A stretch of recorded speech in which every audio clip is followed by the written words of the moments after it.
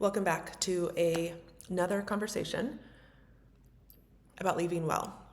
This time we're going to keep it going with the sports kind of vibe, and we're going to talk about the Dallas Cowboys Cheerleaders. So there's pom-poms, there's power, and then I want to talk about how the Dallas Cowboy Cheerleaders have choreography for the kick line, but not for the goodbye. See what I did there?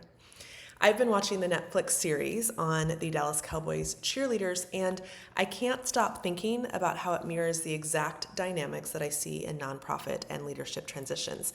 So in today's conversation, we're going to be talking about 5 things. Number 1 is the churn without ritual. So when I think about this, I think about the Dallas Cowboys Cheerleaders. We're just going to say DCC from here on out. Their training camp is one long offboarding process, honestly. It's high stakes, it's high polished, but there's zero collective grieving. The second thing we're going to talk about is cultural bottlenecks. Kelly and Judy, we'll talk about them a little later. They hold 40 plus years of culture. 40 plus years, but there's no visible handoff plan. Number 3, we're going to talk about perfection over care. This is a little dicey because cuts from the DCC team after training camp are based on vibes and polish and not necessarily long-term culture fit or sustainable growth. Now, part of the reason for the DCC is because it's a physical thing that the women are asked to do. They can't be a DCC member forever. We'll get into that a little bit longer or a little bit later. Number 4, legacy as a trap and as a pedestal. So former cheerleaders often become directors, which creates loyalties and limits change. And then 5th, no choreography for exits. They've rehearsed every kick line. This is a little bit sassy again, but they don't rehearse a single goodbye. And you'll see this if you watch the show. There's 2 seasons now, and through the show, they have different ways that they have goodbyes when they cut people or when people decide to retire, but there's no structure around it. So let's dive in. So the first topic that we're going to kind of discuss is constant transitions that are designed as business as usual. This happens all the time in the workplace, in nonprofits, in for-profits. It doesn't matter the sector, the industry, whatever. Transitions are constant. People leave. That's a reality. And when we don't design for workplace transitions, we are designing and disguising transitions as business as usual. So the churn of people entering and leaving, if this is the case in your workplace, when it's treated as routine, it still carries massive relational, emotional, and cultural implications. Ignoring the fact that people leave doesn't actually do anything except to just sweep it all under the rug. Just like in many organizations, likely yours, the DCC structure normalizes loss. In the DCC's standpoint, it's cuts from training camp, it's exits based on behavior, it's exits based on retirements, etc. But they don't ritualize it. There is some semblance of a ritual when they invite the women to come in with their uniforms on a hanger, and there's a rack on the left and there's a rack on the right. I think I have this right. If you hang your uniform on the right, it says yes, that you want to stay, you want to come back. If you hang your uniform on the left, it means you're not continuing. So there's a ritual-esque.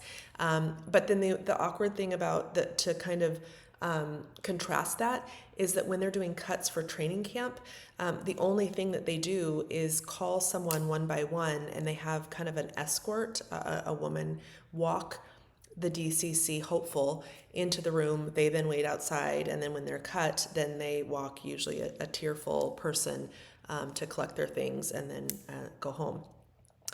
So leaving well, the work that I do with organizations, brings structure and dignity to what usually is just an unspoken, quiet disappearing act. The second thing I want to talk about in this video is talking about founders who stay too long and hold everything. So Judy and Kelly are icons in the DCC, and I feel strongly that they are also bottlenecks of memory, of culture, and of power. So they are both former DCC cheerleaders, and they have now stayed on to direct and shape what the organization looks like year after year. I can't remember everyone's titles. Judy is choreographer, and Kelly is like the head of DCC, of the Dallas Cowboys Cheerleaders. Their presence both holds institutional memory, and it also creates fragility. Just think about what happens if you've watched the show. You'll know what I'm saying when I get to this point. If you haven't watched the show, you can just imagine they've been there forever. What happens if one of them leaves suddenly? In the last episode of season 2, one of the departing cheerleaders even asks Judy, what's going to happen when you retire? The camera kind of pans over to Judy, and she kind of has this waning smile on her face, and then she doesn't respond verbally. Their proximity to the glory days is part of their credibility, but it also limits innovation.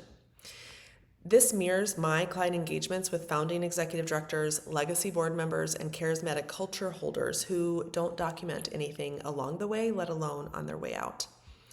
There's also a component of the DCC example that brings to mind evaluation without relational context. So during training camp, the women are asked to, first of all, they're trying out based on video submission. They then do kind of a video interview, and then they're brought to do tryouts. So they have a routine, a dance routine that they have performed. And then after that, they're invited to training camp if they're invited to proceed. During training camp, cuts are then made because they can only get to a certain number of cheerleaders on the Dallas Cowboys cheerleading squad. And cuts are made based on performance, perfection, and presentation, but rarely on holistic care or cultural contribution. Now, from time to time, Kelly and Judy do talk about leadership among the girls, but usually that leadership is only talked about in relation to who's going to be in the formation, the head of the squad, or the head of their formations. I just think about the staff or the board members in nonprofits who are let go during leadership transitions, not because of misconduct, but because of not being a great fit. And I'm always just curious, what constitutes quote unquote great fit? The DCC doesn't reckon with the human cost of shaping the team through extraction. Culture is constantly shifting and shaping, and the team dynamics every time someone leaves, even if it was the right decision, sometimes even when the woman is the one that made the decision herself, it still shifts the culture, and I don't see them talking about it in the show. The Leaving Well framework, the work that I do with nonprofit, asks, what does it look like? What can it look like if we offboard with grace, transparency, and care? That question doesn't just exist in the cheerleading and sports model, but it could. It's almost like it's completely left out in the whole sports world, to offboard, to leave, to have departures, to have trades, to have injury-related departures. What if we treated it with grace, transparency, and care? And what if we did it proactively instead of reactively? The last thing I wanted to touch on in this video is that legacy without a succession plan is honestly nothing at all. It's not a true legacy. Judy and Kelly are the brand behind the brand. Of course, the Dallas Cowboys Cheerleaders are part of the brand as well, but Judy and Kelly have had a huge part in crafting it. And yet there's no clear public plan for what happens after them. Their eventual departure is going to trigger a massive identity crisis for the DCC, and whoever follows them will either be forced to replicate their style or break from it and then risk backlash. This is my sweet spot, helping organizations name the unnameable and the scary stuff about departures before it explodes into narrative chaos.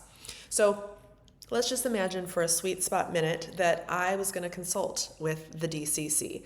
If I was consulting with Judy and Kelly, here's what I would recommend. Number 1, legacy mapping. What are Judy and Kelly each carrying together and individually that no one else is? What is in their heads? What is in their hearts? What routines haven't been shared? Who holds institutional memory outside of them, and how can we pull their institutional memory outside of into the DCC so that it can live forever? Another thing that I would ask them to work on, number 2, is narrative preparation. How will the public be invited into the transition whenever it's time for Judy and Kelly to go? How will they weave in storytelling? Will they have tributes? Will they have a co-designed handoff? Number 3 is a succession support plan. What is the next choreographer and director going to need to do? What's the onboarding container for them? Who is the next generation of DCC culture carriers? If I were consulting with the DCC right now, I would strongly recommend that they start to build this into their squad so that the squad can have a little bit more say, a little bit more ownership, a little bit more oversight, and a little bit more intentional carrying of the culture of DCC, and not just have it be on Kelly and Judy's roles. The second piece of that succession support plan would be, how do you protect their successors from comparison fatigue and legacy backlash, especially when you've got something as known of a brand as the DCC. Maybe your nonprofit doesn't have that extensive of a brand, but the mission is still mission critical. What you do and who you serve is still very, very important. And protecting successors from fatigue, comparison, and legacy backlash in the community is really important. The fourth piece of what I would do if I was consulting with the DCC is to start to culturally detangle from Judy and Kelly.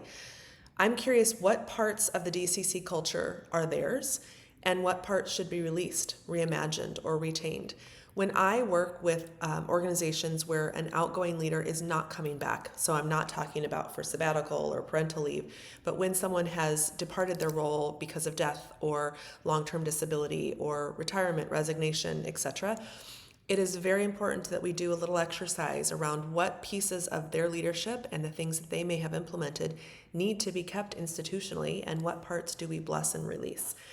There's another piece of this that there's so much innovation and so much beauty that can rise when old patterns are allowed to shift. And so those are the 4 main topics that I would bring into the DCC if I were consulting with them. So my final reflection on all of this is to just name that the DCC, the Dallas Cowboys Cheerleaders, are high visibility, high polish, and high turnover. But it is still an organization with real humans facing real transitions, and it desperately needs rituals of leaving, of tending, of storytelling. The DCC are experts in performance, but not in process. You can hear that signature song, Thunder, that they sing, or that is played when they walk out onto the field. You know that they're going to do the kick line. There are so many things about performance that the DCC are experts in, just like you at your nonprofit are experts in serving the community that you serve or establishing and working towards the mission that you're aiming to see in the vision of your organization. But in the case of the DCC, the glitter does not hide the grief, and there is succession without care, which is just turnover dressed in a lot of sequins. This all is what the Leaving Well framework brings to the table. And if you're interested in learning more about proactive succession planning, interim leadership, if your organization's facing a leadership gap in the future, or you want to have board development and staff development around workplace transitions that are handled with care and with tending, reach out and get in touch. You can reach us at support@8thandhome.com. That's 8th and home.com, or you can visit us on our website at naomihadaway.com to learn more. Until next time, thanks for listening and watching.